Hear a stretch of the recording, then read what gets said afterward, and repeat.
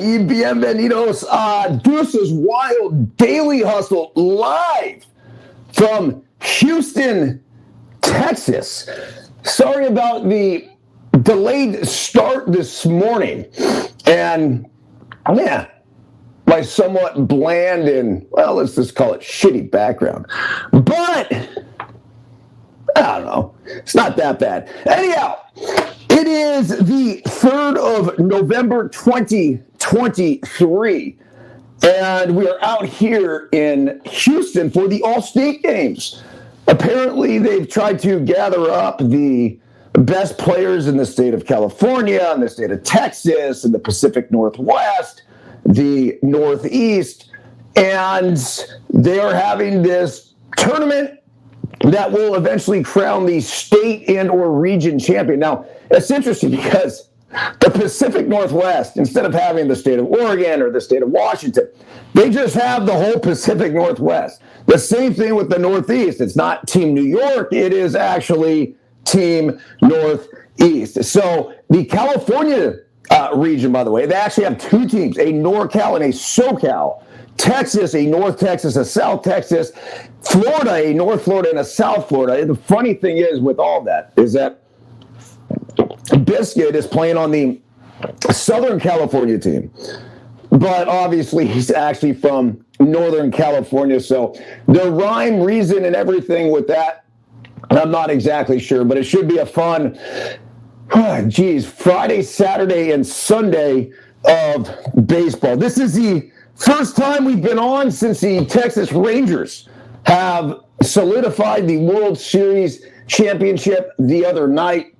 Look, there's a couple things and a couple takes with all of this as I sort of put a bow on it, but this wasn't an accident. This wasn't by mistake. This is a team that we were very confident with early in the season. June 6th actually had a post, and I wrote about it in the Daily Hustle email this morning. But look, Chris Young went out and he got his dudes. He had Corey Seager and Marcus Semien locked up to long-term deals. Both of these guys at the absolute height of their professional careers. You brought in Jacob deGrom. He got hurt. No big deal. Why? Because of the likes of a Jonathan Gray, because of the likes of a Andrew Heaney. And it went on and on and on. Jordan Montgomery, another guy that was absolutely lights out for the Texas Rangers. So they could afford the injuries of a Max Scherzer and a Jacob deGrom and still go ahead and win a world championship. Make no mistake about it. The likes of Evan Carter was fucking huge. To have that youthful exuberance to come in to give them a boost offensively when they needed it. This was a really good team offensively. This is a really good team pitching, and this was a fantastic team. Third overall, at least early in the year when we rated them according to Fangraphs. Janikowski comes in right when Adolis Garcia gets hurt. Next man up. This is the signs of what a great team is, plain and simple. Let's not forget here, by the way, we are the No Filter Network Deuce's Wild Daily Hustle podcast presented by what? Bet Online. That's right. The last of the major pro sports leagues kicked off last week, and Bet Online is your top spot for all of your NBA action. It's fantastic. With the MLB postseason, well, now over, NFL and college football and NHL, all in full swing, Bet Online is your number one source for wagering, news, odds, trends, and predictions. Get everything NBA at your fingertips with both desktop and mobile access for every sport anytime. Head to BetOnline today to get in on all of the action. Don't forget to use promo code BLEAV. That's capital BLEAV to receive your 50% welcome bonus on your first deposit. BetOnline, where the game starts. Also, please do not forget about KT Tape. Get yourself some of the Pro Oxygen tape by hitting the QR code in the upper right-hand corner. I'm not a doctor. I'm not a scientist, nor did I say at a Holiday Inn Express last night, but I can tell you, through experience, This shit works. I'm not kidding. It promotes a blood flow to the area by lifting the skin. When you go ahead and do that, what does it do? It reduces inflammation and all the pains associated with it. KT tape, hold on, trying to point. This is kind of funky. Hit that QR code right there, deflaming muscles since its creation. Then lastly, for focus for this show, I'm not messing around with this. I got to grab this over here. So here it is. This is Verge. This is a combination of cannabis, lemon, ginger, straight goodness. If you're looking for more focus, concentration, whatever throughout the course of the day, go ahead and dig in on that. I know I had a full one here somewhere. Here it is, Verge. And to show you guys that I don't just pimp products, that, I don't know, you just talk about them. There's nothing better than going ahead and showing. Tryverge.com. It is a real shot of life. Hit my boy Jory up if you have any questions, and he will dial you in the right direction. Okay, today's daily hustle electronic email communication went out earlier today. Buenos dias. Today is Friday, November 3rd, 2023. After dismantling the Arizona Diamondbacks the other night, the Texas Rangers are the world champions. Today, they will have a parade in Arlington celebrating their first World Series title since arriving in Texas in 1973. Daily Hustle quote of the day. I like this one. The highest reward for a person. Hold on. I got to rethink this. Re-say this. The highest reward for a person's toil is not what they get for it, but what they become by it. John Ruskin. Daily Hustle translation. We preach all the time here in the DH that the reward is the process. The Rangers will be showered with all sorts of commemorative awards, including rings and money. But ultimately, the only thing that holds any lasting value is the experience they just endured and the extensive education that undoubtedly accompanies it. Oftentimes, a team gets hot down the stretch and makes a magical October run, resulting in a World Series title. As many may think this was the case with the Rangers, it was not. This was a team that was meticulously put together by GM Chris Young. The Rangers stockpiled arms and had a perfect blend of veteran leadership and youthful exuberance. They also hired the right guy in Bruce Bochy and let the 3X, now 4X, World Series champion manager steer the ship. Below is the IG post from June 6th celebrating what we consider the best team in baseball at that time. Every now and again, the blind squirrel finds the nut. So, yeah, that was one of those things with the Rangers where you could see it coming together. And the bold prediction, because it was the fucking Texas Rangers, and they've never won a World Series. The closest they came was 2011. And they were literally an inch away, a strike away from a World Series championship with Ron Washington at the helm. Nelson Cruz was going back on that ball. And if he comes up with the ball, it's over. The Rangers are world champs. Well, he went back. He literally got himself in position to make it, but he didn't quite close the play. And I talked to the boys about this yesterday when it comes to being a great outfielder. It's one thing putting yourself in position to make the play. It's another thing when you go for the close. Well, Nelson Cruz put himself in position, but he didn't quite close it. You have to have that full send. I don't give a fuck if I take a face full of fence or wall or whatever it takes. And Nelson Cruz did not come up with the ball. The rest was history. The St. Louis Cardinals come back. They end up winning that World Series in 2011. Still to this day, one of the best World Series that I've ever seen. So, trying to get this straight, the picture, maybe that's a little bit better. But with all of that said, and this is crazy, Nelson Cruz yesterday announced his retirement from Major League Baseball. So it was almost as if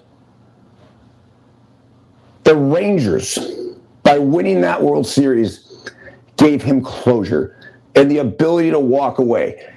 I am going to make a suggestion and say that the Texas Rangers get Nelson Cruz a World Series ring. I'm serious. It's not so much as the Bartman thing, and it wasn't even a terrible play. There would not have been nearly as much coverage on the Nelson Cruz play or not play if it wasn't this last out of the World Series. If that was a regular season game, dude, we would have never remembered it. But because it was the last out of the World Series and it didn't happen, it's a play that we've talked about for a number of years. Well, look, Nelson Cruz is an ultimate professional, a guy that was around the game for a really long time. I don't think he broke in until he was like 27. And then he ends up having this crazy long career that lasted into his mid-40s. But here we are in a situation, I just think it'd be a cool gesture. And it doesn't mean you have to invite him out and have him go to the parade and all the other bullshit. But with the retirement, to bring him out next year when they get their rings and just say thank you. That's it.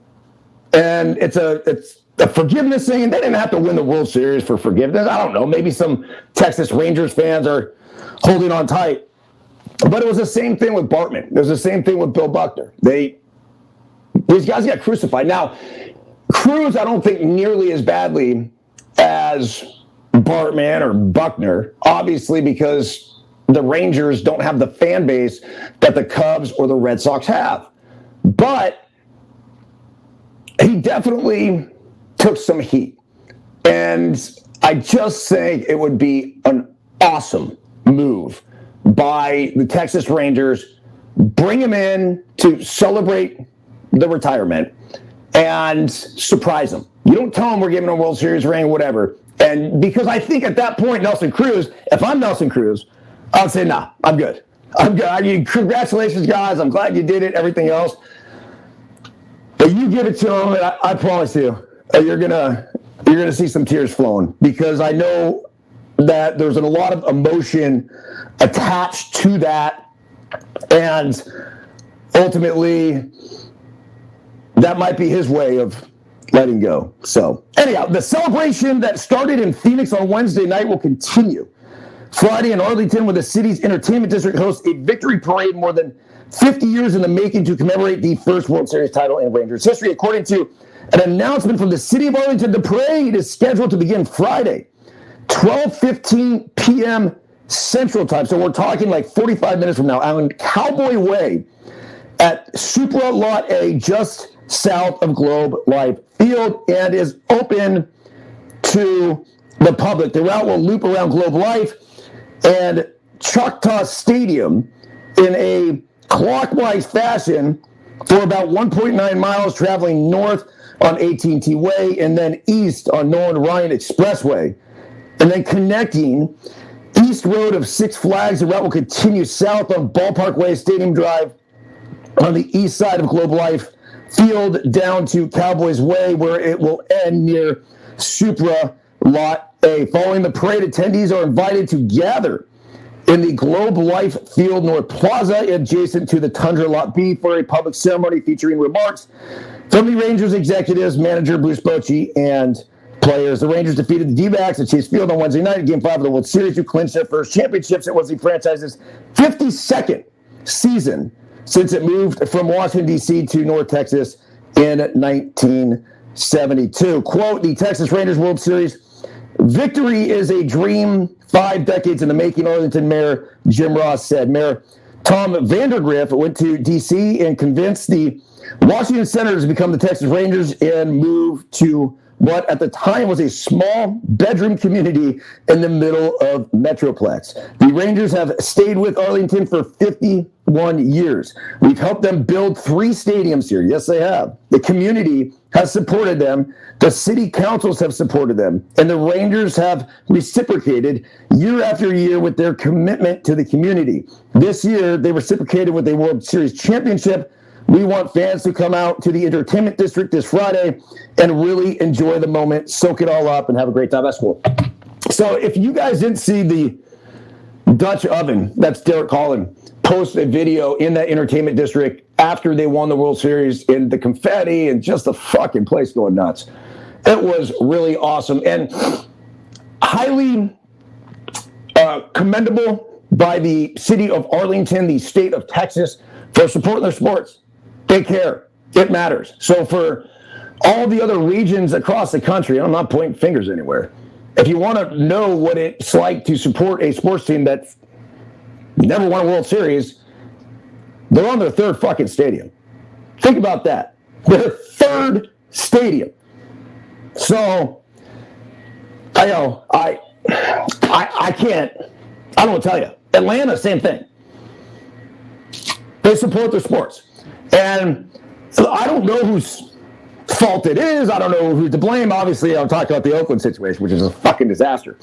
But when you have a community support like that, and then you have the Rangers constantly giving back, well, you know what? The community gave back to them. And they have a killer place to watch a ball game. I think it would be pretty cool, and I don't know if they're going to do this, but with the parade, to have the parade actually go through the old ballpark. How awesome would that be? The old ballpark in Arlington, that was one of my favorites. I mean, it was just, it's a super cool place to play. One of the most beautiful ballparks, in my opinion. I mean, the whole thing was this gorgeous brick and, everything about it. It was windy all the time. Crazy weather would roll through there, too. And it had this jet stream out to right center field. So it was always nice to go there and attempt to go Oppo Taco, which I would say my one homer that I had that was like legit, straight right field, almost down the line, was in Arlington. I had a bunch, not a bunch, but a decent amount of the 109 big league homers that I hit were to right center, a decent amount to center, a bunch to left and left center. But there was only one that I would say went to the right of the right fielder, and it happened in Arlington. Okay, an article here about youthful exuberance.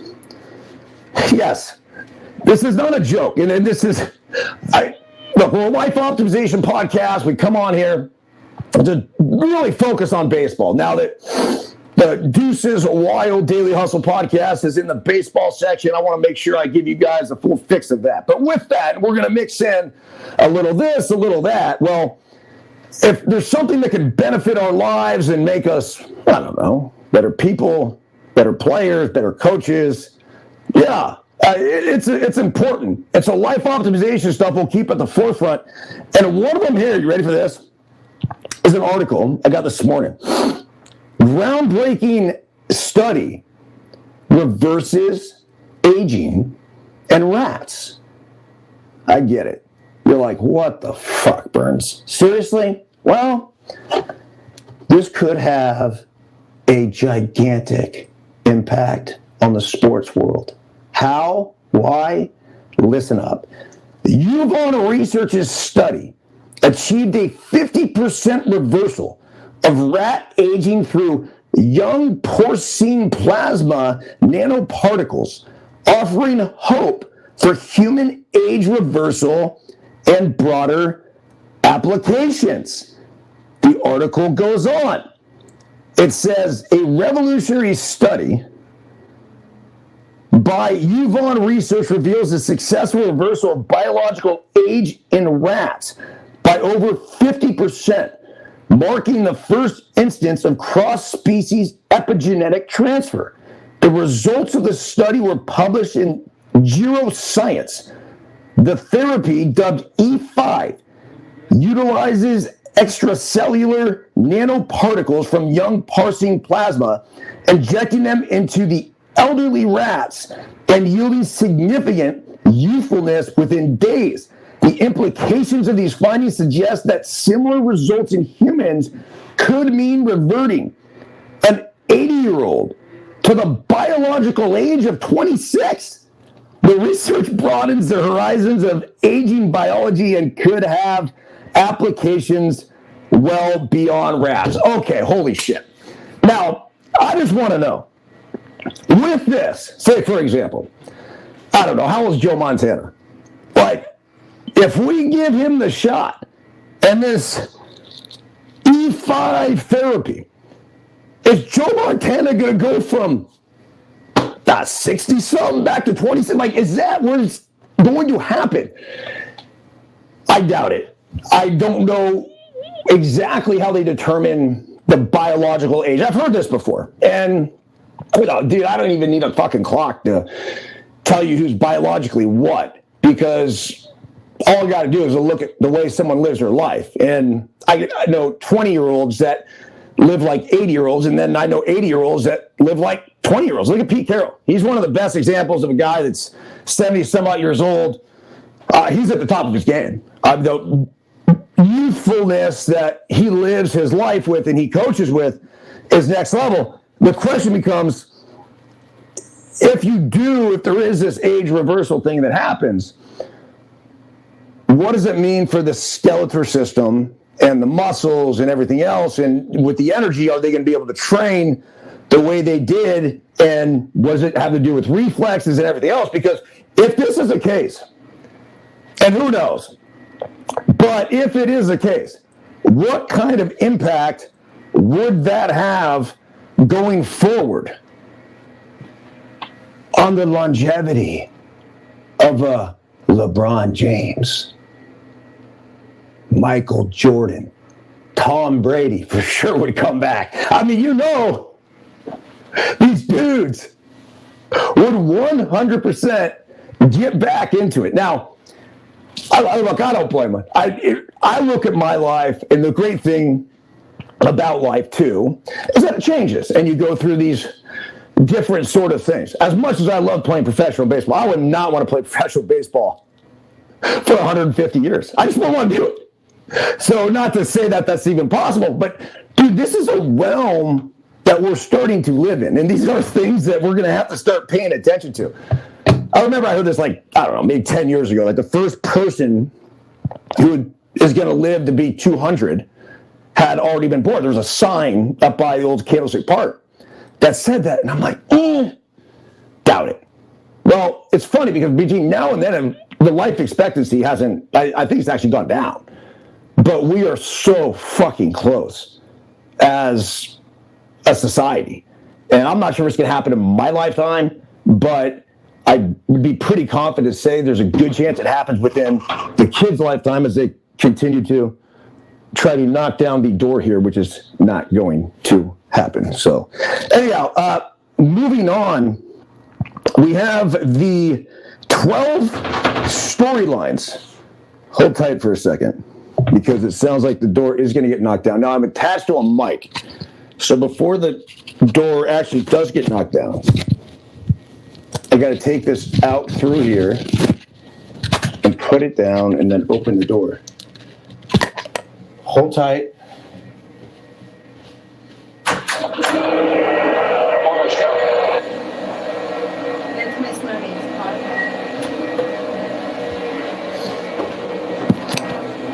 You leave your key at the front desk? Back to what I was saying. The 12 storylines to watch this offseason. We get breakfast? I brought you Waffle House. Waffle House. Wow. Now, is there a grande extra flat white? Smothered covered in dice with sausage and a pumpkin waffle. That sounds aggressive. I will gladly take the grande extra hot flat white. The smothered covered in dice. What does smothered covered in dice actually mean? Cheese, gravy, and onions on hash browns. Cheese, gravy, and onions on hash browns. Yeah, okay. Yes, sissy, small fry. You understand, I'm going out to thousands of people right now, honey. And a pumpkin waffle. How many people are on right now? 2. Where will Why are you laughing? Leave it. You don't understand. I'm getting thousands of downloads every single day. Yes. So on that note, the live audience of 2 can take a back seat. That's nice. Let's not forget caffeine TV and Fubo too. And you're right. Not the live audience can't take a back seat. You can take the back seat to laughing at my live audience. And by the way, if you want to join live, you got to go to No Filter Network. That is the only spot. And obviously today was a delayed start going forward. Nothing will dominate the headlines in the coming weeks. This month is the Shohei Ohtani free agency. So the big question for the 12 storylines here, number one, by far and away, this is going to be a Shohei show. Where will Shohei Ohtani sign? It says the Dodgers and the Giants, as well as the Mets, are viewed as the favorites to land Ohtani. Through a mystery team or two could certainly enter the fray. My guess, he ends up in LA. Number two, foreign free agents will shake things up. Last offseason saw the Mets sign Kodai Senga to a 5-year, $75 million deal, while the Red Sox gave Masakata Yoshida 5 years and $90 million. Both players proved their worth during the impressive rookie campaigns, which should help this year's crop of foreign free agents. Yoshinobu Yamamoto, who has won 3 consecutive Saamura Awards as Japan's best pitcher, and he's expected to command a deal in the $200 million range. And you have left-hander Shota Imanaga, who will also garner plenty of interest, as will righty Yariel Rodriguez, a Cuban-born pitcher who has been playing in Japan since 2020. There's also Jung-Hoo Lee, the 2022 KBO League MVP, who's expected to make the jump to the majors as well. Number 3, strength in starting pitching. This year's free agent market doesn't include a star-studded shortstop class like we've seen in the past 2 offseasons. In fact, there aren't many true impact bats available in free agency. It says presumptive National League Cy Young Award winner Blake Snell will be on the open market, along with Aaron Nola, Sonny Gray, Jordan Montgomery, Lucas Giolito, Jack Flaherty, and Eduardo Rodriguez. I think Blake Snell is obviously at the top of that list. Aaron Nola, a close second. Sonny Gray, who's had a resurgence, third. Jordan Montgomery, yeah. I mean, they probably listed him like pretty well in that order. Number 4, a class short on bats. It says last winter's free agent class featured Judge, Trey Turner, Xander Bogaerts, Carlos Correa, and Dansby Swanson. Aside from Ohtani, this year's roster of hitters isn't quite as robust, but you got Cody Bellinger, J.D. Martinez, Matt Chapman, Jorge Soler, and Lourdes Gurriel Jr. I like Bellinger. That could be a really big sign. Number 5, the Big Apple Circus. The Yankees and the Mets have great expectations entering 2023, but things didn't work out for the 2 New York clubs. The Yankees suffered quite a few major injuries throughout the season, limping their way to 82 wins. They did finish above 500, though. For the, I don't know, we got to go back to the 90s. The last time they didn't finish under 500. That's one of the most impressive runs still to this day. A reset in San Diego. The Padres aren't expected to tear things down this winter, but changes appear to be on the horizon. And one of them already made manager Bob Melvin taking the Giants job. That's another big question. Who's going to take over for the San Diego Padres? Josh Hader, a free agent. Juan Soto will be the biggest name on the trade block this offseason, setting up pivotal offseason for GM AJ Preller. The Padres could move Soto. I mean, are you that excited to move Soto? I guess you could restock on some young arms. That's possible. New boss in Boston is the next big story, number 7. It says the Red Sox made a big change at the top of their front office, dismissing Chief Baseball Officer Chaim Bloom and replacing him with Craig Breslow. Breslow was funny, man. He came on the other day, and he basically was saying that, hey, I know I'm an Ivy League guy. I know I'm a geek, but I did play baseball for 13 years in the big leagues. And because of that, I'm going to do everything I can with my experience from educator, from somebody who actually played the game, and I'm going to figure out how to find a winner, how to field a winner, and that's it. Number 8, time for Baltimore to go big. The Orioles finally reaped the awards. Hello? Hello? Yeah, we get service today. Give me 5 minutes. Okay. Okay, thank you. Holy cow, this is unbelievable. What a fucking shit show. I've never done a show like this. I thought it was Callie barging in, but it was actually the maids.